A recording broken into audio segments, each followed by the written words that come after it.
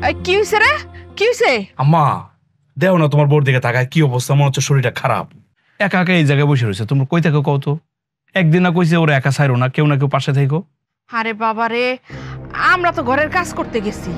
এখন তোর বউর লগে যদি এখন আমরা বইয়া থাকি সারাক্ষণ, তাহলে ঘরের কাজটি কেডা করবো? আবার তোর বউরও যদি কই কাজ করতে, তখন তো আবার কবি আম্মা তুমি আমার বউরে দিয়া কাজ করাইতেছো। বাবার এখন আমি কোন দিকে যাবো? আমার তো দুই দিকেই দোষ। আচ্ছা বাদ দাও, ওইদিকে যাইও না। আম্মা আজকে নাকি হ্যাঁ, একটা পাগল বেডি আইছিল, বেডিটা তো আমি তখনই বিদায় করে দিছি। কি কো? তোমরা থাকতে বাড়িতে পাগল হয় কেমনে কত? আরে বাবারে, বাড়ি তো আর বাউন্ডারি দেওয়া না, ফকির মিসকিন কত কিছুই তো হুটখাট ঢুকে পড়ে। তো পাগল বেডি ঢুকে পড়ছে, তখন আমি কি করবো? তাও তো বেডিরে কয়েটা বিদায় করে দিছি। কে কি হইছে? কি হয়েছে মানে? ওই মহিলা দেখে আমার বউ ভয় পাইছে। এখন ওর কাছে মনে হইতেছে ওই মহিলা বারবার ওর সামনে আইতেছে। কি কয়?